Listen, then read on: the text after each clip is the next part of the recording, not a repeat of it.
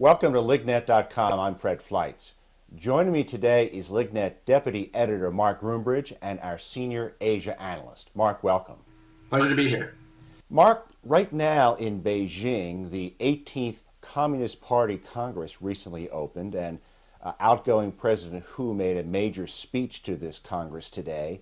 I wanted to talk about this for our viewers, but could you first talk about what is this meeting and why is it important for China? Sure. Well, this is arguably the most important political meeting in China in the last 10 years because, as you said, it represents the transition of power from outgoing President Hu Jintao, and it is expected that his successor will be Xi Jinping, who will also take over as General Secretary of the party. The importance of these national party congresses, and there have been 18 of them since the founding of the People's Republic in 1949, is that they represent major shifts in policy, oftentimes in personnel. In the last 20 to 30 years, they've happened pretty consistently, or I should say with regular consistency, every single 5 years, as China tries to at least create an impression to the outside world, or create the perception that it is following an orderly rule of law process. And so what's important about this is that it signals the transfer of power to essentially the fifth generation of leaders in China, in this case Xi Jinping, who's 59 years old. Mark, President Hu said that he was going to enact political reforms at this meeting today. What did you think of that? If you look at the totality of his speech, it was largely filled with generic platitudes, and one of them was, of course, this issue of political reform in China. He actually called for political reform and even called for greater experiments with local democracy. But it's very clear that what he means by that is if somebody wants to, if villages want to elect their own township mayors, etc., that's fine.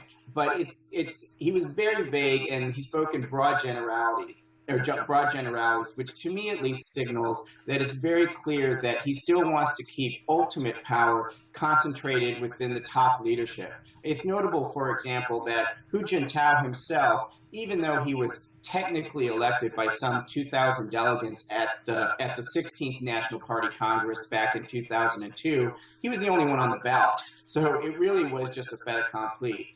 Similarly, this time around at the 18th Party Congress, Xi Jinping is the only person. And so essentially the Party Congress, which does consist of about 2,000 to 2,500 delegates, it's essentially just going to be a rubber stamp. So when he talks about political reform, he's talking about allowing local officials to experiment more and to perhaps adopt some more locally tailored economic reforms and have that type of decision-making authority.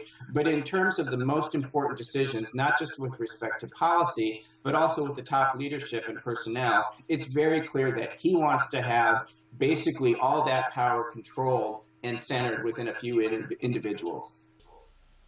Were you surprised by his comments about corruption and graft and how these problems could be a threat not just to China but to the Communist Party?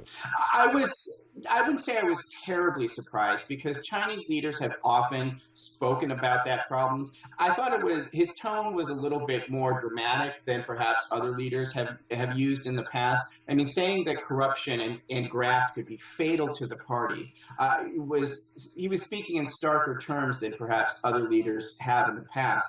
But I think context here is important, particularly in light of recent events. As LIGNET has commented on frequently, both in terms of some of the interviews we've had, which I encourage our viewers to go back and look at, but also some of our analyses, there was a pretty major scandal which began last March, which was the Bo Xilai scandal. Bo was head of the Chongqing Communist Party. He was widely expected to be a member of the new Politburo, the sort of essentially the cabinet of China at the 18th Party Congress. But he fell afoul of President Hu Jintao and Premier Wen Jiabao, essentially the #2 person in China, and there was scandal around it. There were accusations of murder, corruption, and favoritism, and so the point being is that there's been a lot of discussion about corruption in China, particularly within the last 6 months. And some of our viewers may recall that just recently, LIGNET did some work on accusations that Wen Jiabao, the outgoing premier, himself, while he himself may not have been personally involved in corruption, his family has amassed a fortune of close to $2.7 billion, which obviously is going to lead to questions of cronyism and nepotism. So I think Hu Jintao, given the political climate within China and given the sort of palpable tension within the population about corruption, I think he had little choice but to speak about it. Hu also made some statements that seem to be a little more assertive in terms of Chinese sovereignty and basically stating that they're not going to be pushed around, particularly in the South and East China Seas. What did you think about these statements? I thought he was essentially throwing down the gauntlet and making clear that despite the leadership transition, there's essentially not going to be any change in China's policy with respect to the phrase he used was defending its maritime interests. Now, he didn't specify any countries such as the Philippines or Japan within the region, but it's important to note, as we've written about at length, China has aggressively pursued its territorial claims in both the South China Sea and also what it refers to as the East China Sea, and some islands that it is a territorial dispute with respect to Japan. And so he wanted to make it very clear to Manila and Tokyo that Beijing's policy is going to continue to be to aggressively defend its maritime interests. But I also think that he was sending a signal to the United States as well, because the United States has tried to take a more active role now, particularly that President Obama has been re-elected. We can expect that the rebalancing or pivot to Asia is going to continue, although it's probably important to note that Mitt Romney himself said he would continue that policy. But I think China wanted to send a signal to the capitals, both within the region, but also to Washington directly, that China intends to defend its maritime interests and defend its territorial claims. Now, these islands, of course, are right now the dispute centers over fishing rights. But the real issue here is, of course, is what's lying beneath the ocean floor, because China believes, as do many others, that there are vast energy reserves down there. Final question, Mark, and this concerns the secretive nature of the way the Communist Party makes decisions in China. Jiang Zemin was present at this Congress. He's 86 years old. He's been out of office since 2002. But press reports today say he is still a power in selecting leaders of the country. Is this the way you see it? I would say he has much power. I interpret it more as Hu Jintao wanted Jiang Zemin, his successor. Now, Jiang Zemin was the president from 1992 until 2002, when power transferred to Hu Jintao.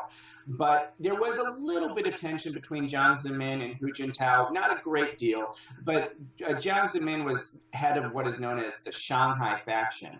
And in this case, Hu Jintao had no particular allegiances to Jiang Zemin, but Jiang Zemin certainly respected him. I think the most important thing, or the symbolic importance of having Jiang Zemin, who, as you mentioned, is 86 years old, attend the opening of this party Congress and actually appear with Hu Jintao, and when they walked out on stage, was to show sort of unity of the party and smooth transition. And I think that's what Hu Jintao particularly wanted to emphasize.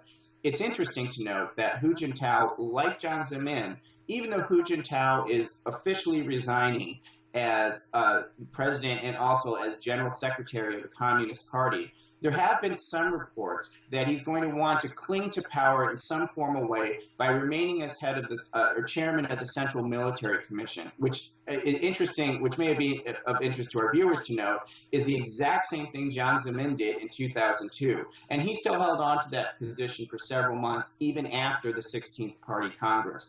So it's unclear that Jiang Zemin himself wields much power now, but it is pretty clear that Hu Jintao, and I think still Jiang Zemin, wanted to continue to show unity and that the party was unified, particularly in light of recent political and corruption scandals. Well, Mark, thank you so much for your analysis. I think we'll be checking in with you a few times before this 7-day Chinese Communist Party Congress concludes. So thanks for your analysis today, and thank you for watching LIGNET.com.